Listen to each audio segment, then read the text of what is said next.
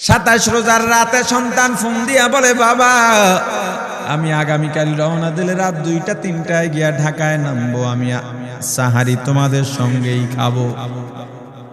মা বসে আছে, মায়ের সন্তানের বাবাও বসে আছে, সন্তান আসবে। রাত্র 2টা-3টা হয়ে গেছে, সাহারির সময় হয়ে গেছে, সন্তানের খবর নাই। শেষ টাইমে মা বাবা সাহারি খেয়ে ফজরের নামাজ পড়ে দরজার মধ্যে অপেক্ষা করতেছে, সন্তানের খবর নাই।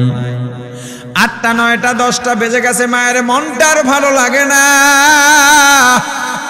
স্বামীকে ডেকে বলে, স্বামীরে আমার সন্তান কই, আমার মনটা ভালো লাগে না, একটা ফোন লাগাও। স্বামী ডাক দিয়া বলে, চিন্তা করো না, ঈদের সময় যানজট থাকতে পারে, চলে আসবে। কিছুক্ষণ পর বাবার মনটাও ভালো লাগে না, বাইরে নেমে পায়চারি করতেছে। হঠাৎ করে একটা ফোন চলে আসছে, সন্তানের ফোন দেখে বাবার সে কি আনন্দ। ফোন রিসিভ করে যখনই সালাম দিল, অপর প্রান্ত থেকে সালামের উত্তরে সন্তানের কণ্ঠ পাওয়া যায় না। বাবা ডেকে বললেন, বাবা তুমি কে? এটা তো আমার সন্তানের কণ্ঠ নয়, তবে মোবাইলটা আমার সন্তানের। ওপার থেকে ডাক দেয়া বলে, আপনি কি এই লোকে, এই মোবাইলওয়ালার বাবা? বলে, হ্যাঁ। আপনি এখনো বাড়িতে কি করেন? আপনার যেই সন্তান ঢাকা থেকে গাড়ি নিয়া 2500-এর দিকে রওনা দিয়েছিল, ওই গাড়িটা 2500 পৌঁছতে পারে নাই। পথিমধ্যে সংঘর্ষে রাস্তার মধ্যেই অনেকগুলো মানুষ মারা গেছে, অনেক যুবকও তার মধ্যে আছে, রাস্তার পাশে সাদা কাপড় দিয়া ঢাকা। দেখেন আপনার সন্তান এই লাশের মধ্যে আছে কিনা। মোবাইলটা আমি রাস্তার পাশে পড়ে পাইলাম। বাবা পাগলের মতো একটা দৌড় দিছে। মা মনে করছে সন্তান বুঝি কাছাকাছি চলে আসছে। অন্যান্য সন্তানদের ডাক দেয়া বলে, তোরা কে, কোথায়, এদিকে আয়, তোদের ভাই বুঝি কাছাকাছি আসছে। আমার কলিজার টুকরা সন্তান, তোর বাবা যে আগায় আনতে গেছে, তাড়াতাড়ি নতুন চাদর বিছা, বালিশের কভার গুলো খুলে নতুন কভার লাগা, পানি গরম বসা, আমার সন্তান এসে গোসল করবে। আহারে সবাই ফুলের মেলা, ফুলের তোড়া নিয়ে অপেক্ষা করতেছে। 4টা বছর কলিজার টুকরা বাড়িতে নাই, বিদেশ থেকে আসবে। বাবা স্পটে গিয়া দেখেন অনেকগুলো লাশ সাদা কাপড় দিয়া ঢাকা। একটা একটা মাথার উপর থেকে কাপড় উঠান আর কৌতূহল বাড়তেছে, কাপড় উঠান আর কৌতূহল বাড়ে। হঠাৎ তাকায় দেখে কলিজার টুকরা সন্তান লাশের মিছিলে শামিল হয়ে গেছে। বাবা সন্তানকে ধরে কাঁদেন আর বলেন, বাবা এত আদর আপ্যায়ন, তোর জন্য এত প্রস্তুত রে বাবা, তোর মা তোর পথে বসে আছে রে বাবা, কি জবাব দিব বল? তুই যেদিন রওনা দিয়ে বিদেশ চলে গেলি, তোর মা সারা রাত ঘুমায় নাই, দরজায় গিয়া তোর পথের দিকে তাকা রইছি।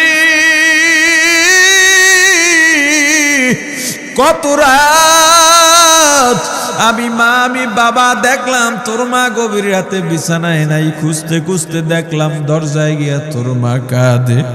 কত রাত তোর মা তোর জন্যে নামাজ পড়তে পড়তে রাত্রটা নির্ঘুম কাটায় দিছে রে বাবা। কত রাত তোর মা তোর জন্যে দোয়া করতে করতে নির্ঘুম রাত্র কাটায় দিছে।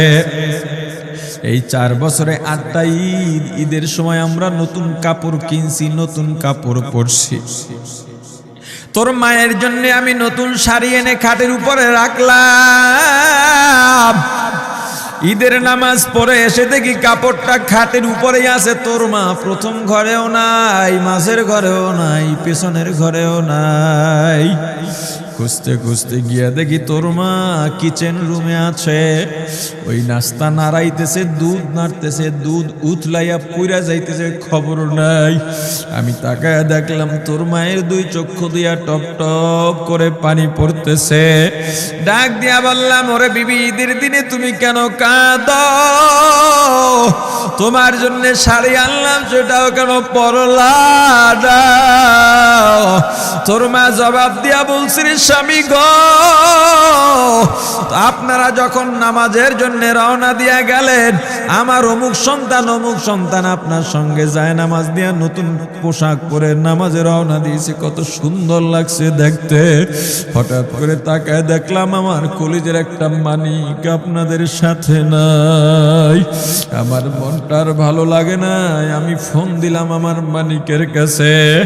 ফোন রিসিভ করে বলে, মা নাস্তা বানাইছি, খাইছি, এখনো ছুটিতে আছি, আনন্দ করতেছি, ঘোরাফেরা করতেছি, কিন্তু আমি মায়ের মত। আমি বললাম, বাবা তুই আমাকে পেটে ধরিস নাই, আমি তোকে পেটে ধরছি। আমাকে খুশি রাখার জন্য কত কথাই না বললি, ঈদের টাকা পাঠাইলি, তোর টাকা দিয়া তোর বাবা জামা কিনছে, তোর ভাইরা জামা কাপড় কিনছে, তোর টাকা দিয়ে পরিশ্রমের টাকা দিয়ে আমার শাড়ি কিনছে, গহনা কিনছে, কিন্তু তোর পাশে আমি হাতুড়ের বাড়ির শব্দ কেন পাই? আমার সন্তান বলতে চায় না, পরে বলে, মাগো কাজ করতে আসছি, টাকা নিয়ে কাজ করি, ঈদের দিনেও আমাদের ছুটি দেয় না। ওরে স্বামী বলেন, ঈদের দিনেও যেই সন্তান কাজ করে, এই শ্রমের টাকার শাড়ি আমি মা কেমনে পরব রে? ওরে বাবা, আজকে তুই আসবি, খবর শুনে তোর মা এক সপ্তাহ আগের থেকে ঘুমায় না, তোর জন্য কত রঙের পিঠা বানাইছি, তোর জন্য কত আয়োজন, আমি তোর মাকে কি বলবো বাবা বল।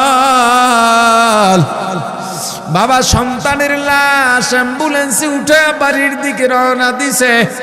আহারে বাড়ির কাছাকাছি আসছে, এদিকে মা দরজায় গিয়ে অপেক্ষা করতেছে, গাছের আড়াল দিয়া পথের দিকে তাকায় আছেন। দেখেন একটা গাড়ি আসতেছে, মায়ের সে কি আনন্দ, বাড়ির মধ্যে দৌড় দিছে, তোরা কই তাড়াতাড়ি আয়, ফুলের মালাগুলা নিয়ে আয়, গাড়ি আইসা পড়ছে।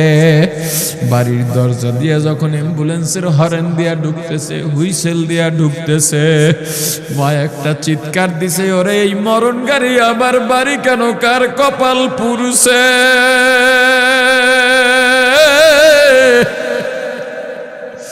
অ্যাম্বুলেন্সের দরজা খুলে তাকায় দেখে কলিজার টুকরা সন্তান